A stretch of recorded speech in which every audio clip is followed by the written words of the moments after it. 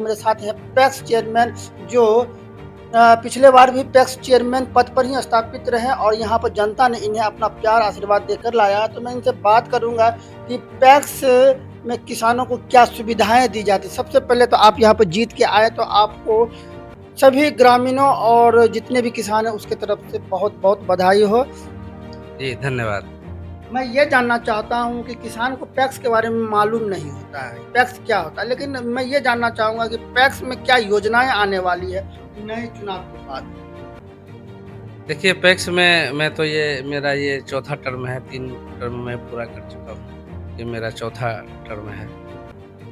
PACS में योजनाएँ हैं सरकार की, वो सबसे पहले है कि किसानों के हित में आप जितना भी काम कर सकते हैं, वो कीजिए। किसान के हित में सबसे पहला काम है कि उसको किसान को अच्छे किस्म का खाद और अच्छे किस्म का बीज मिल जाए उसको, उनका खेती अच्छा हो जाए और उनसे जो उसको फसल तैयार होगा, धान होगा या मकई होगा, तो ख़ास करके धान और गेहूँ की खरीद पैक्स में किसानों से सरकारी दर पे की जाती है, जो भारत सरकार समर्थन मूल्य तय करता है, उस पे किया जाता है।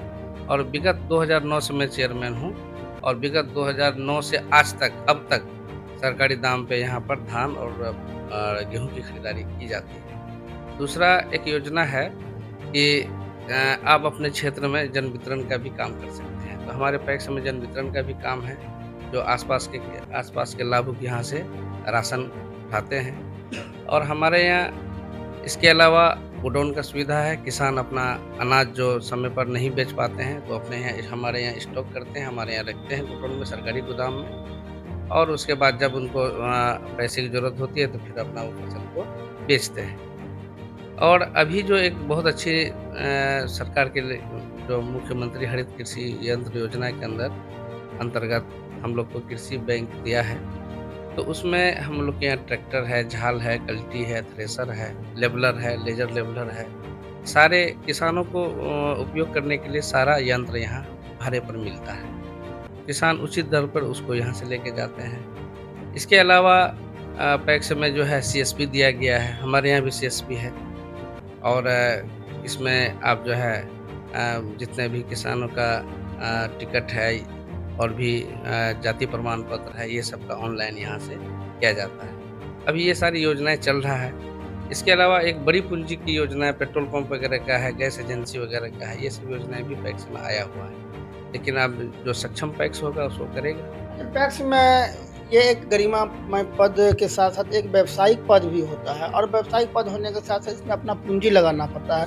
बहुत सारे पैक्स अध्यक्ष जो होते हैं पूँजी लगाने में सक्षम नहीं हो पाते, तो किसानों को कैसे लाभ मिलेगा? हाँ, देखिए ये ना समझिए कि एक तरह का ये दुर्भाग्य है पैक्सों का कि पैक्स में सरकार के द्वारा धान अधिप्राप्ति भी किया जाता है, तो वो भी पैसा आपको ब्याज पर बैंक से लेना पड़ता है और जितना दिन आप धान अधिप्राप्ति करते हैं, जब तक आप अपना चावल सरकार को नहीं दे दीजिएगा, तब तक आपका ब्याज चलता रहेगा, आपको ब्याज ब्याज उसका देना पड़ेगा। कितना ब्याज मिलता है? 9 पॉइंट कुछ है, जो परिणाम है, वो देना पड़ता है।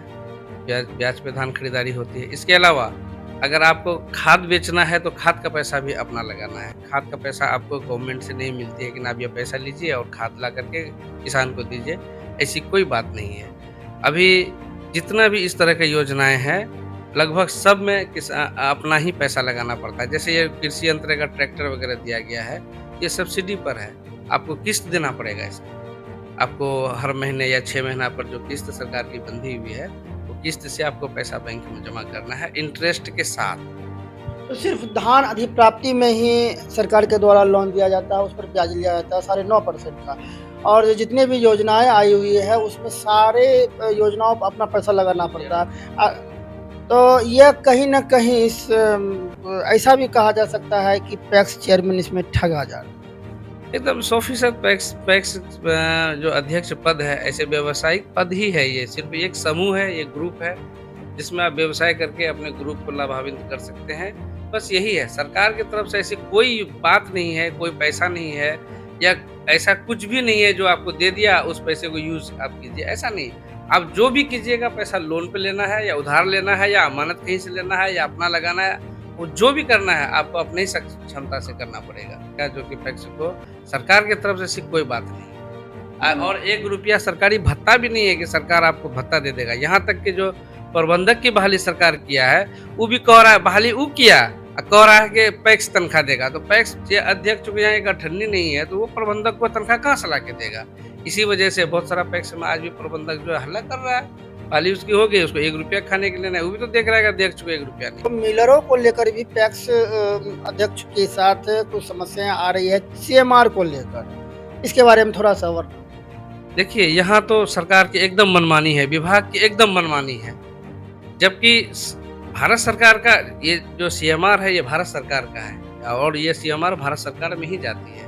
लेकिन बिहार सरकार तो बिल्कुल यहाँ पर अन्याय कर रहा है सारे पैक्स अध्यक्षों के साथ। वो कह रहा है कि हम उसना चावल लेंगे। उस उसना के चक्कर में पूरे बिहार का अरवा चावल सारा मिल बंद हो गया और धान खरीदारी भी आधी हो गई। अब उसना मिलर जो भी है, ये बड़े पूंजीपति लोग हैं। पैक्स अध्यक्षों को अपने मनमानी तरीके से वो जो है कि सीएमआर देने की बात कर रहे हैं। इसी वजह है कि पिछले 2-3 सालों में कई पैक्स अध्यक्ष को जबरदस्ती धान खरीदवा दिया जा रहा है और सीएमआर देने में उसकी जमीन बिक रही है। ये बिल्कुल ही परेशानी का बात बना हुआ है। पिछले बार पूर्णिया का जो है लक्ष्य था 1,15,000 मीट्रिक टन और सिर्फ 40,000 मीट्रिक टन को दम तोड़ दिया पूर्णिया का धान अधिप्राप्ति। पहले अरवा मिलर था तो अधिप्राप्ति पूरा होता था। अब सिर्फ उसना को लेना है तो सारे उसना जो है वो अरबपति लोग हैं, खरबपति लोग हैं। पैक्स अध्यक्षों को वैल्यू नहीं दे रहा है, पैक्स अध्यक्ष को उठा रहा है। अरवा और उसना जो, तो यहाँ क्या अरवा का चावल का खपत कम होता है या अरवा चावल लोग पसंद नहीं करते, इसलिए यहाँ पर बिहार में अरवा चावल के लिए जो भी अधिप्राप्ति हो वो नहीं हो पाता है? देखिए, बिहार के लोग तो ये सच्चाई है कि बिहार के लोग जो है उसना खाना पसंद करते हैं, लेकिन जो सरकारी योजनाएं हैं, लेकिन एक बात बताना हम चाहेंगे आपको कि जितना अधिप्राप्ति उसना का होता है उतना तो आप उसना बांट देते हैं, लेकिन बाकी जब बाहर से आपको सीएमआर मंगाना पड़ता है तो फिर तो अरवा ही देते हैं। आप बगल का उदाहरण हम देना चाहेंगे आपको, अररिया जिला का। अररिया जिला में 80% अरवा चावल का अधिप्राप्ति होता है। आपका जो है सिर्फ पूर्णिया, किशनगंज वगैरह जहाँ उसना चावल का मिल बहुत ज़्यादा है, यहाँ सिर्फ उसना का, यहाँ इस वजह से यहाँ की अधिप्राप्ति आधी हो जाती है। अब अररिया के देखिएगा तो वहाँ पूरा का पूरा जितना लक्ष्य रहता है उससे आगे बढ़ जाते हैं वो लोग अधिप्राप्ति में। पूर्णिया में थोड़ा सा उसना की वजह से मिलर पैक्स को कुछ बचेगा ही नहीं। कमीशन का पैसा, हथालन का पैसा और परिवहन का पैसा सब पैक्स के ब्याज में चला जाएगा, तो कहाँ से काम होगा? तो नए साल आने वाला है, इसमें किसानों को क्या आप शुभकामना दें?